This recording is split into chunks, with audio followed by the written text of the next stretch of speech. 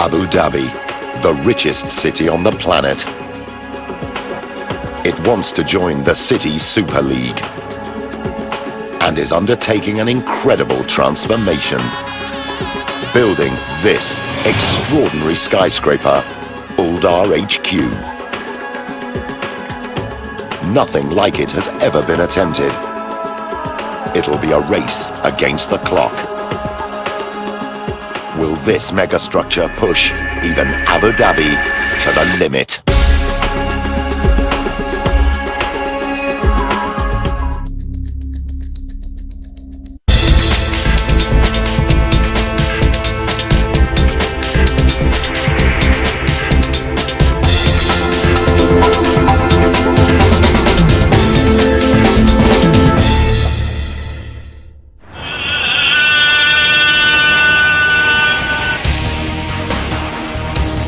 Abu Dhabi is in the midst of a construction boom. It's the largest of 7 sheikdoms known as the United Arab Emirates. Its capital, also called Abu Dhabi, is the richest city on earth. Its ruler, Sheikh Khalifa, has a cool $875 billion in the bank and an audacious spending strategy to match. He wants to transform the skyline and compete with the international elite of London, New York and Hong Kong. But this is not the first time the Emirate has stood at the crossroads. Just decades ago, Abu Dhabi was a desert backwater, until the discovery of oil in 1958 brought unimaginable riches to its ruler, Sheikh Zayed. As the petrodollars flowed in, he converted the shell houses into high-rise, and the traditional way of life was swept away. Today, Abu Dhabi is a thriving metropolis, sitting atop the world's 5th largest oil reserve. But black gold alone cannot put this city in the Super League. To do that, Sheikh Khalifa must lure big business and tourist dollars. Abu Dhabi must expand to thrive.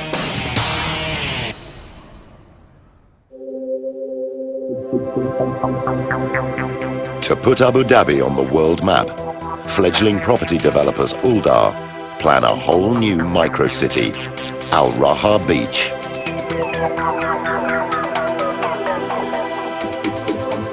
It's an ambitious proposal. At 11 kilometers long and almost a kilometer wide, this city on the sea will be the biggest project ever attempted in Abu Dhabi's history.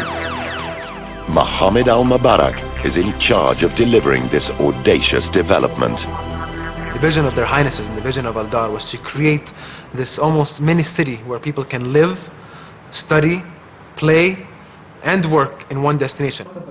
Al Mubarak must attract investors if Al Raha Beach is to succeed. So to launch the project, he commissions a signature skyscraper. Creating an iconic structure on Al Raha Beach was of vast importance on basically putting Al Raha Beach on the world map. Al Mubarak sets Lebanese architect Marwan Zareib the task of designing an icon that raises the stakes even higher. The building will become Uldar's headquarters in the heart of their colossal development. But creating something new in a land where the iconic is the everyday won't be easy. Neighboring Emirate Dubai has taken center stage with a number of headline-hitting projects. The world's tallest skyscraper, Burj Khalifa, the Palm, and the World, and the emblematic Burj Al Arab. To stand out from the crowd, Zareib knows he must redefine the extraordinary. Simple can be powerful sometimes, and especially in architecture. You can see it since the pyramids of Egypt. Most of the iconic buildings are very simple buildings. But it isn't until Zareib is relaxing on a plane that he has a brainwave. But I couldn't sleep, so it was a moment of relaxation, you know. And then the idea came, simply. So I took a pen and I drew it on a sketchbook. The design is simple but daring. A round skyscraper taller than the Statue of Liberty, with a curved glass skin covering the area of 4 football fields. To be honest with you, the moment I imagined it, I knew it was a winning concept. I knew it was something different. In fact, the design is so unusual, Al-Mubarak initially doesn't know how to react. And when I first looked at the MZ design, I was a bit confused in the beginning, to be honest with you. I felt like I was looking at a comic. I felt that this was a flying saucer and basically it landed on Al-Raha beach. And I just kept on staring on it for like another 15 minutes. And after 15 minutes, I just fell in love with it. Zaraib's design is inspired by nature. 2 giant circular curved walls of glass mirror an open clamshell. Architecture is nothing but imitation of nature.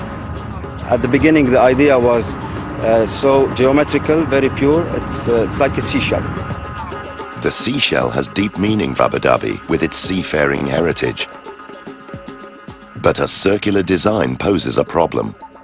Just like a coin that stands on its edge, it risks being unstable. The circle must be balanced. So Zaraib turns to some very old-school geometry. The real challenge of the facade, of the circular facade, was to find the 2 points where the building should pose on the ground. And for that, I had to go back to one of the oldest rules in architecture, proportion. When you have a circle, you can divide it into a pentagram.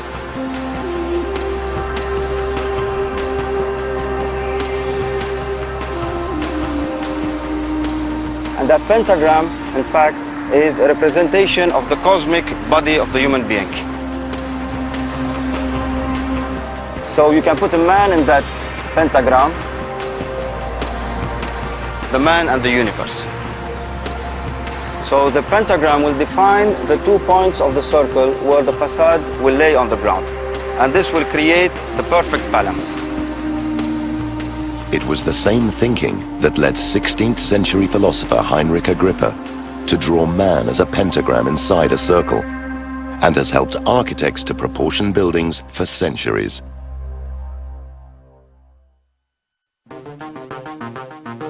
But it's one thing to sketch a circular skyscraper and another to bring it to life. There is no precedent. A building like this has never been attempted before. Zaraib must find out if his design can actually be built. We knew from the first moment that the engineering of that building is not going to be a simple traditional thing. But it's not the skyscraper itself that poses the first major challenge. It's the proposed site. They wanted to show me the site, but all you can see was the sea, nothing but the water.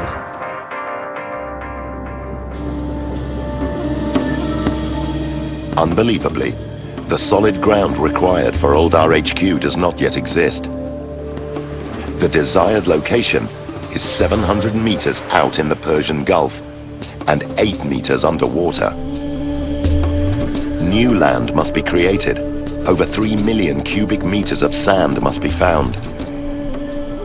Surely a simple task with Abu Dhabi's endless desert dunes. But desert sands are too fine to build with. The land would just slide into the sea.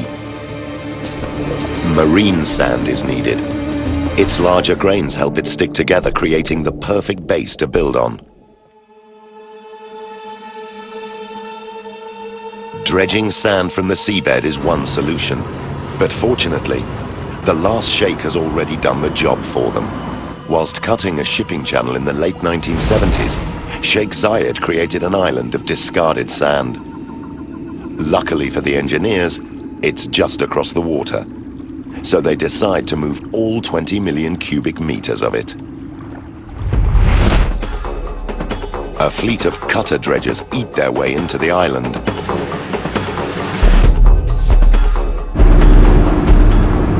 These are no ordinary dredgers. It takes an enormous claw layered with 48 reinforced steel teeth to slice through the hardened sand. The sand is pumped through a floating pipe to the construction site. Here, excavators toil 24 hours a day to flatten the virgin ground.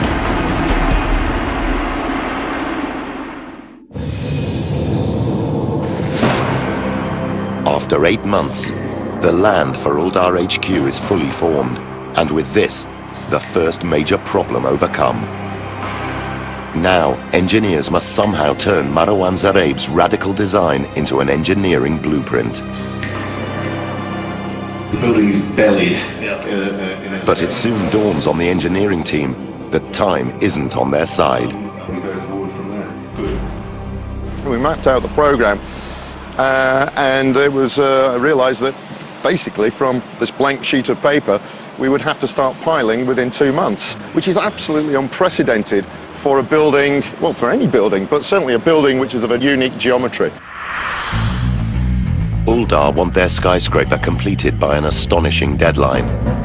In just 30 months' time, the eyes of the world will be on Abu Dhabi when it hosts its first Formula One Grand Prix.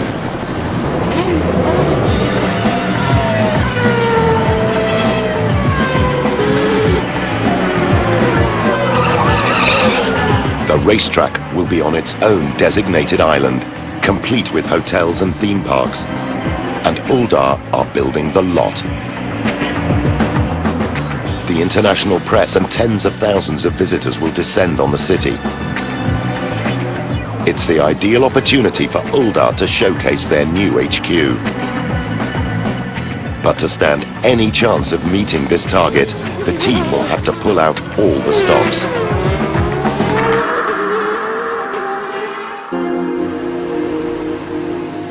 Normally, blueprints are complete before construction begins. But Uldar HQ's deadline means this is impossible.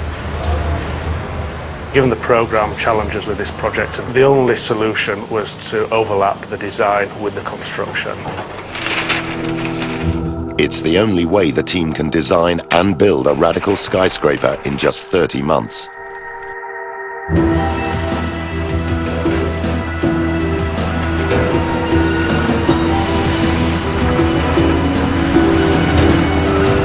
With the clock ticking, the ground is prepared for the foundations.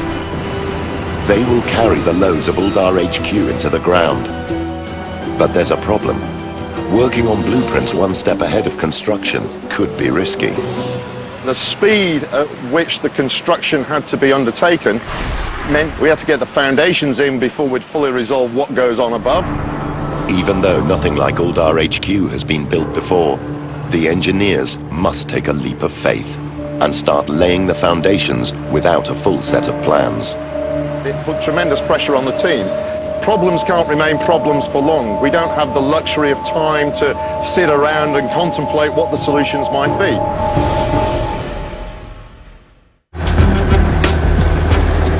Just 1 month after design has started on Abu Dhabi's round skyscraper, the construction team arrive on site to begin foundation works. For construction manager Miles O'Sullivan, the schedule is a shock. With the design not complete and being told you're going to pile in 1 month, almost crazy. But it's not just the first deadline O'Sullivan has to worry about. Uldar HQ's round curved shape presents an enormous sail-like area when wind strikes. Wind tunnel tests must be done to prove the foundations can take the strain. But the results won't be back until work has already started. Abu Dhabi is regularly hit by high-pressure winds that sweep in from the Persian Gulf. But building Uldar HQ so close to the sea will put the foundations under another kind of pressure. Digging for Uldar HQ is very similar to digging here in the sand. What you get as you dig down is you'll get to see the groundwater starting to surge through the sand. And in fact, it's that groundwater that we see start coming through the sand here that's creating the pressure and obviously creating the issues for us when we do the construction.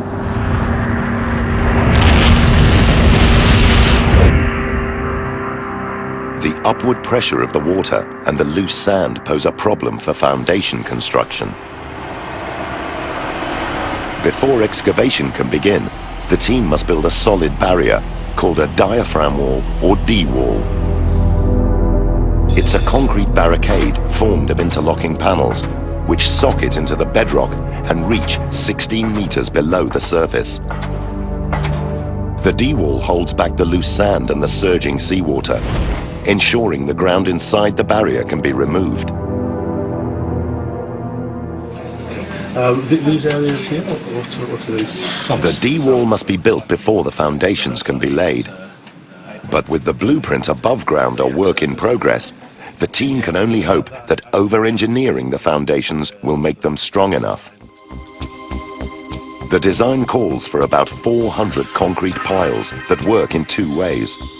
Half of the piles rely on friction with the ground to secure the structure to the rock and sand below, whilst the remaining piles drive deeper into the rock to dissipate the building's immense loads into the ground. On site, D-wall construction begins. It's the same process ongoing at this Abu Dhabi construction site.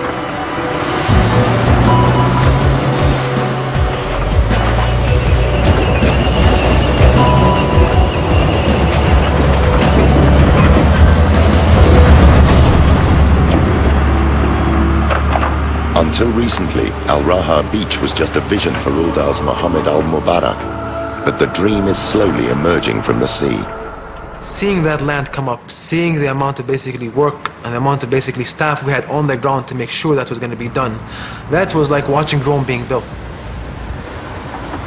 The D-wall and concrete piles create a firm foundation upon which to build Uldar HQ. But the force of the sea pushing up through the sand still poses a threat to the skyscraper. A great way of demonstrating the problems we faced at Outer HQ with the groundwater is imagining that this bottle here is Outer HQ. And as I push the bottle down, you see forces are exerted on my hand.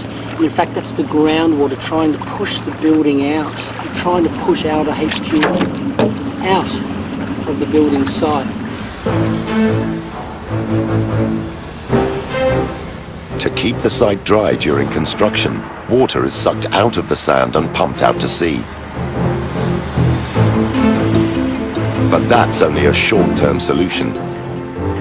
To protect this skyscraper in the long term, the team need an extra defense. It's a giant slab of concrete called a raft. It creates a barrier against surging water, stops the piles from punching up through the building, and acts like a snowshoe to evenly distribute Uldar HQ's 59,000-ton weight into the ground. The raft construction for Outer HQ is 12,000 cubic metres of concrete, which is a 30,000-ton structure. It's a huge element. With 2,000 truckloads of concrete to pour, it's a job that continues into the night.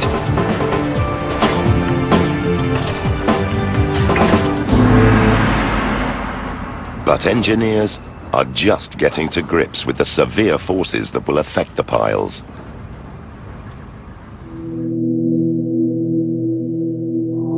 The unique shape of the skyscraper will capture wind like the sail of a yacht. There are no guarantees the foundations will be strong enough to cope with the loads. The advanced construction works had to commence so quickly that we didn't have time to do the wind tunnel test. It was important that we did one, primarily because this is a unique shaped building. Gibbons calls upon wind engineer Roy Danoon in Colorado, USA. He puts a scale model of the HQ through its paces in his high-tech wind tunnel. Right at the start, Craig Gibbons actually called me and said, "We've got something really unusual coming up. Can you take a look at it and give us your first best guess of what the wind loads might be? Give us some guidance on how to get to some loads for the foundations, because this is running on such a fast-track schedule." Knowing that Gibbons is already building the foundations, Danoon wastes no time in firing up the fans. If the tests reveal the wind loads are higher than predicted, the foundations already in the ground may have to be redesigned.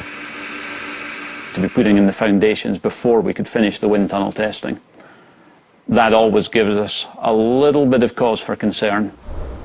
Danoon is right to be worried. He knows how high-altitude wind impacts on very tall rectangular skyscrapers. But Uldar HQ's lower height means another type of wind is the threat. When we look at the really extreme wind speeds in the Middle East and in this region, we find that the highest, what we call gust wind speeds, the short events, are caused by thunderstorms. Abu Dhabi may appear sun-soaked, but during the spring, the intense sun heats the moist air, causing spectacular thunderstorms. Wind speeds can escalate up to 137 kilometers per hour. The key issue with thunderstorms in this region is that they give the absolute highest gust wind speeds. Now, for the very, very tall buildings, that's not too critical because they occur down low. For Uldar HQ, they were really critical. Thunderstorm winds are strongest between 50 and 150 meters above ground. Uldar HQ is right in the danger zone.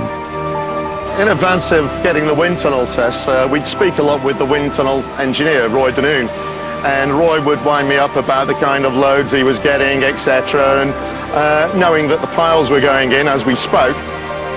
Wind hitting Uldar HQ's sail-shaped facade puts the building's narrow base under pressure. The wind wants to twist the structure. The foundations must be strong enough to resist these forces. A bit more smoke there, Doug.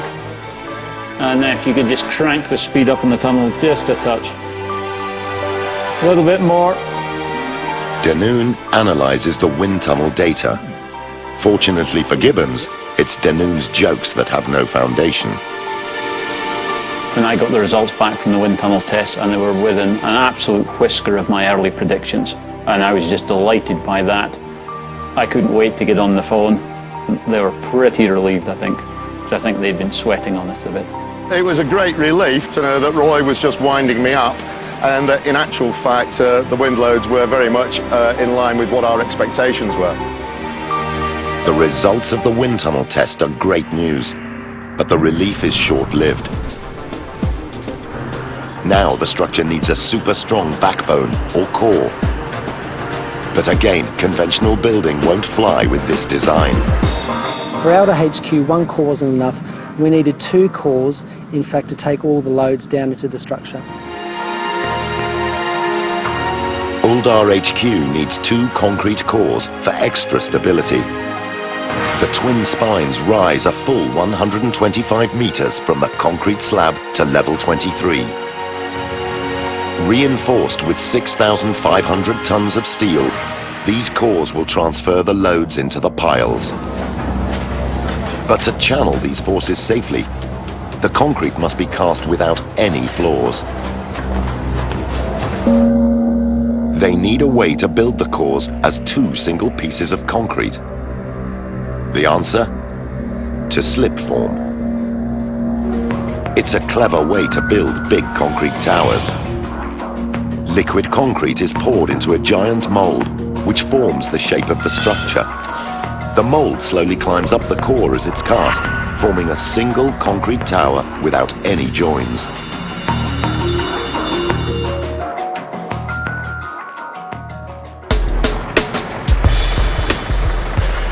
Seamless concrete will ensure the HQ's cores are strong.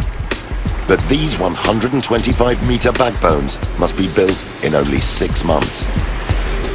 It's the same process ongoing at this Dubai construction site, led by the Uldar HQ team. We are calculating how much per hour we need to climb, and then how much concrete we need to place in every hour. Slip form is fast, but on this schedule it's not fast enough. O'Sullivan has a trick up his sleeve to speed up construction. We set a challenge to both cores, who could get up there first. More, get up. The teams battle to reach each level before the other. The cores grow meter by meter under a constant cycle. The concrete is released and poured around the steel reinforcement. Hydraulics anchored to the structure raise the mold or shutter so that the next layer of concrete can be poured. And manpower is a key focus because slip forms are very labour intensive. You need to make sure that the guys are on deck, they're there at the right time, they're doing the right works. 4 months into core construction, the two teams are neck and neck in the race to the top. Core 1's team leader keeps a close eye on Core 2's height. It's been my benchmark, so if I'm doing better, I'll be ahead of them. There's a lot of pressures are there. My boss is telling me, do this, go up, go up, go up. But it's good, the pressure is good. Core 2's leader also feels the strain. I'm working 24 hours today. I try to finish more earlier than the other core. Every month, the builders pour enough concrete to fill 1.5 Olympic swimming pools. But the teams aren't home and dry yet. It's still a challenge to finishing. Cores are renowned for going up quickly and sometimes having problems, so there's a lot of coordination effort that goes in to make sure that they do go up on time. We had structural steel elements to cast in. We had crane connections to get right. After just 6 months, the 2 cores are approaching the top. Core 2 is only a metre or so behind, but Core 1 push ahead to victory. Core 1 won the race. It's really good to know that we're on top. For O'Sullivan, the contest to build the cores in record time has paid off. A lot of planning goes into the cores. To see it come off, a fantastic feeling. But it's only a stepping stone, the core construction. There's a lot more to go on.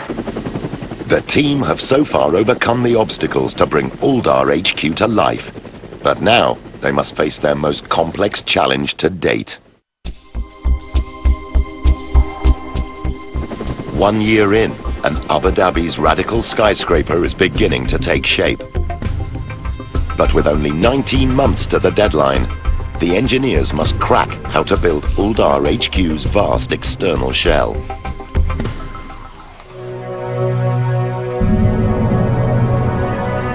The design demands a heavyweight shell to support its wide girth and survive huge wind loads.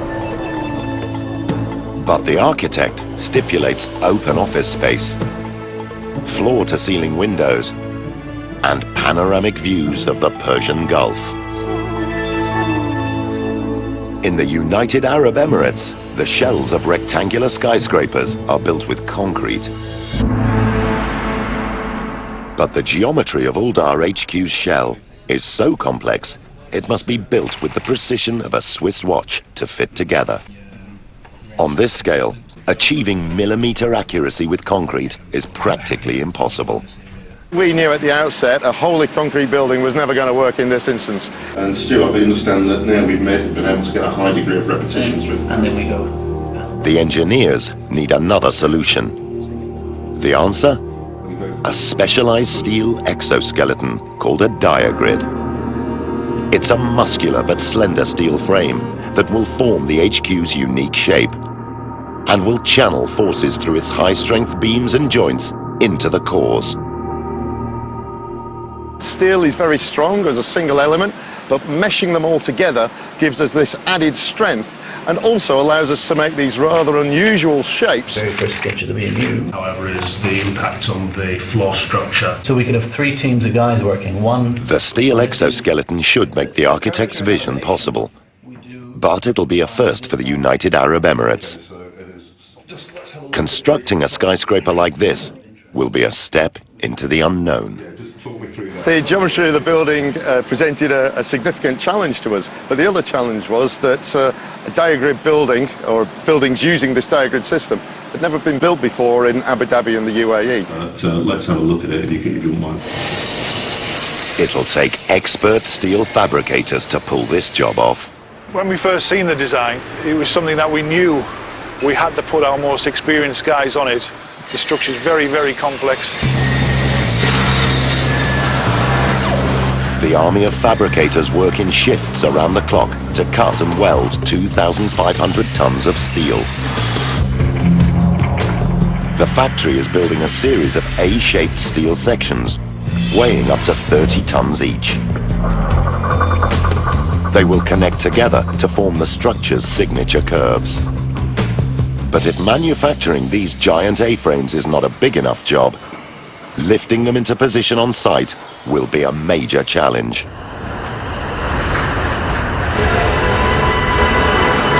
Great to see the steel arrive for the main diagrids, the main columns to the structure. Huge sections. The thought of actually starting the steelwork, some 18 months after we started the job. Fantastic. But excitement of the first A-frame delivery is soon replaced with trepidation. Lifting these monsters will be a precision job, and tensions run high. When we rigged the first A-frame up, you've got to put all the chains on it. It would take maybe an hour to rig it up, and everybody's then thinking, I hope this is going to work. Everyone is on tender hooks. Now is the moment of truth.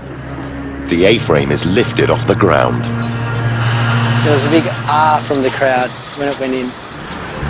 The first exoskeleton section is finally bolted to the base plate.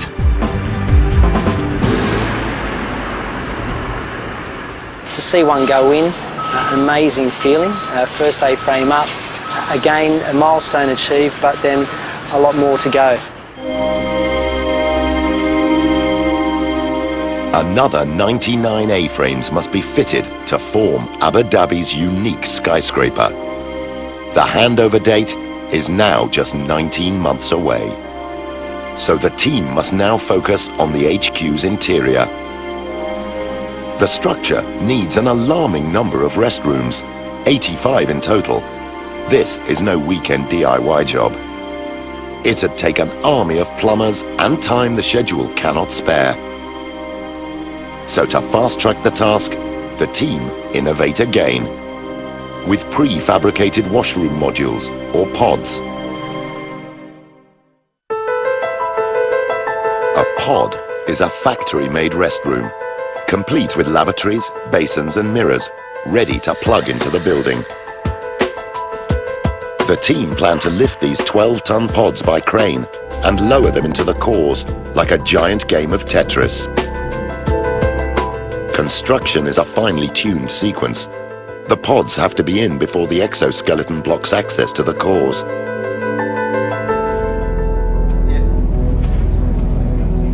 Uldar must approve the design fast.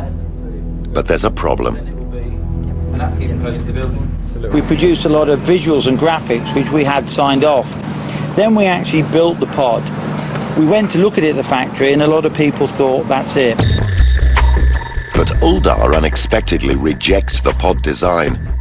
It's just too ordinary for such a futuristic skyscraper. It will take months to remodel, and the exoskeleton can't wait. The whole plan could go down the pan. The only option is to leave out 2 roof sections and drop in the pods later, but this has its own dangers.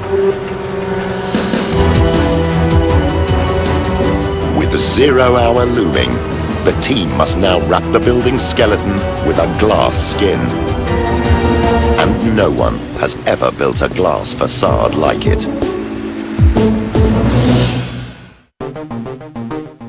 The geometry of Uldar HQ is highly complex. 2 giant bowed facades cover an area the size of 52 basketball courts. A third narrow surface joins the round facades like a zipper, arcing an extreme 290 degrees from one side to the other. But curved glass like this doesn't exist. The engineers need another plan. The secret to covering a curved surface with flat glass is its shape. Square glass isn't an option. Squares can only bend in one direction at a time without distorting. Uldar HQ needs triangles. They can pivot on 3 axes and seamlessly join with their neighbors. To form these complex curves, it'll take 25,000 individual panes.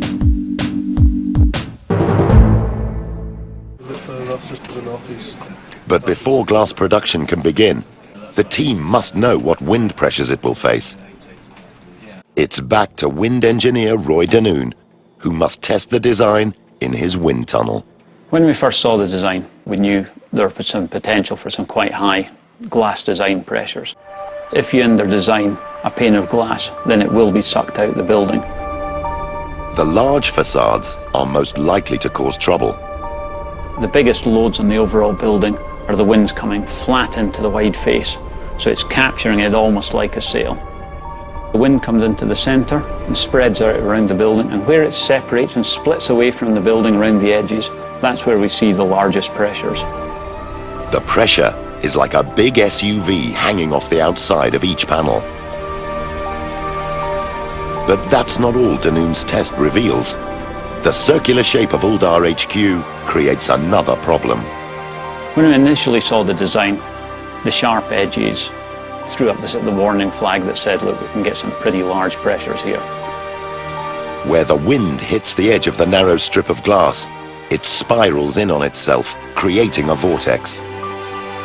You see this recirculation of the fluid, separates away, and you get this little bubble on the surface where the wind isn't hitting, and then it comes back in to meet the surface again. That's typically an indication that that's where your highest design loads are occurring for your glass. And that's very, very strong suction force is what that little bubble means. To stop wind sucking glass out of the HQ, each pane must be beefed up with thicker glass and a stronger frame. But that does nothing to limit the scale of the job ahead. Installation.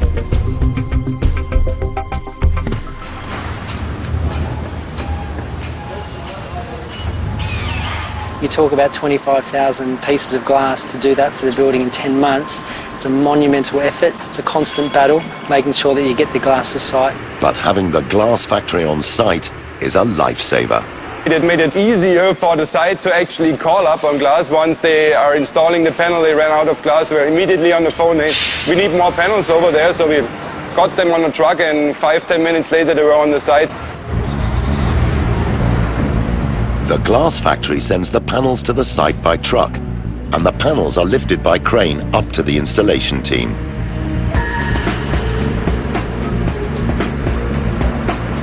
The constant pressure was the program. The glass is pulled onto the floor plate, but it takes a team of 8 specialist riggers to install the panels. Probably the hardest thing was the sheer volume that had to be installed. Fixing glass on a curve at this height means the panels have to be swung out from a platform that hangs out of the building. It should be easy, but then this team have Abu Dhabi's wind to contend with. The wind here can just blow in from nowhere. It caused us no end of problems. The glass would start to revolve and spin.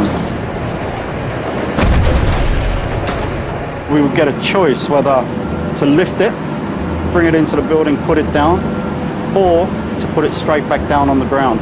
They were decisions that had to be made on the spot.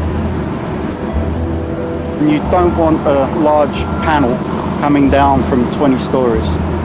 But just contemplating that, it doesn't bear thinking about. This glass panel makes it into position in one piece.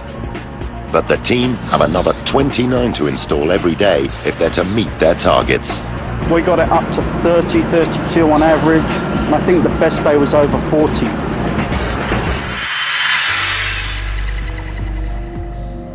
But as the line of glass fast approaches the top, the team must install the delayed washroom pods to close up the roof steel.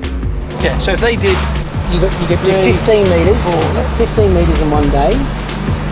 So you're 120 metres, yes. The new design is finally approved, and after 10 months, the 12-ton modules start to turn up on site.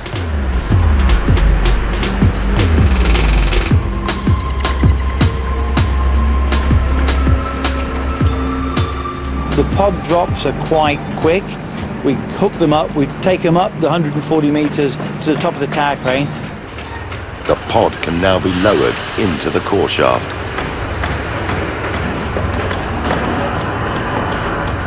It's a tight fit with just 75 millimeters of clearance.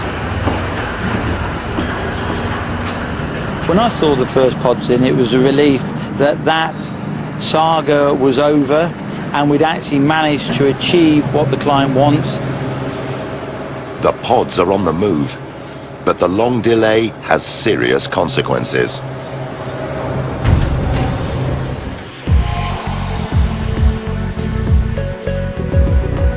Finishing the exoskeleton should be a straightforward task.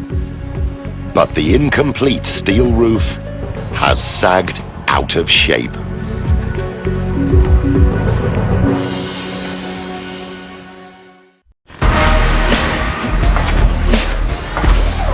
Eight months from the deadline, and the world's first spherical skyscraper is fast approaching completion. But with the end in sight, construction hits a serious snag. The delay in fitting the washrooms into the cores has forced the team to leave the roof arch open, causing the steel to slouch out of shape. The arch of the HQ's lightweight roof is the key to its strength. Its curves evenly distribute the forces down into the foundations. But if any elements of the arch are missing, the forces cannot flow away. The roof will sag under the weight. To discover how serious the slump is, the steel is surveyed. I made a phone call to our site supervisor, Bob, and asked the question of what the actual sag was recorded, expecting it to be around about 50-60 mil. When we got the figures of 150 millimetres, I was a little bit shocked. With a building that relies on precision engineering, 150 millimetre sag is a huge problem. The roof will not slot together. The brackets to connect the remaining 40 glass panels will be out of alignment. There is no time to redesign. The team have to somehow make the roof steel fit together. The only way is to lift the entire roof into position, and it weighs a staggering 200 tons. Even for experienced steel engineer Bob McPhee, this is a serious undertaking. I hate it when you start waking up thinking about your work. I've never liked to do that. To lift the roof arch, 2 hydraulic jacks are positioned on top of a load-bearing wall, carrying 80 tons of weight into the core. 2 more jacks are propped with 16-metre-tall steel columns and channel 40 tons each into the concrete floor of level 23. The props are packed with steel slabs to hold the roof in position as the jacks are raised. The roof was moving firstly a couple of millimetres, then 5, then 10, then gradually into its position 20, 50, 100, and then into its final position 150 millimetres. The entire roof is raised by a whopping 170 millimetres. The slumped arch is finally in the right position. All that remains is to lift the last steel section.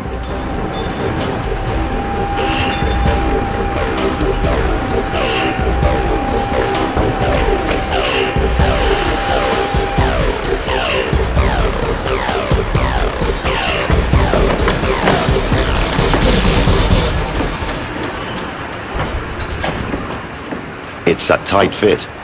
With a millimetre to spare, the roof is finally complete.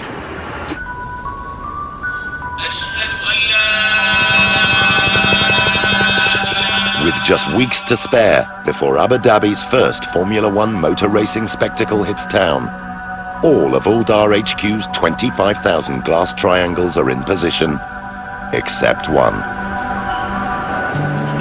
The glass installation team lower the pane inch by inch. No one wants to be responsible for shattering the last sheet of glass. It's a defining moment for the team. Finally, the last pane slots into place. Ecstatic. Actually see the last bit of glass go in. Amazing feeling. Hopefully the guys here feel the same way, and I'm just overjoyed. Against all the odds, and in just 30 months, the team have fulfilled their brief.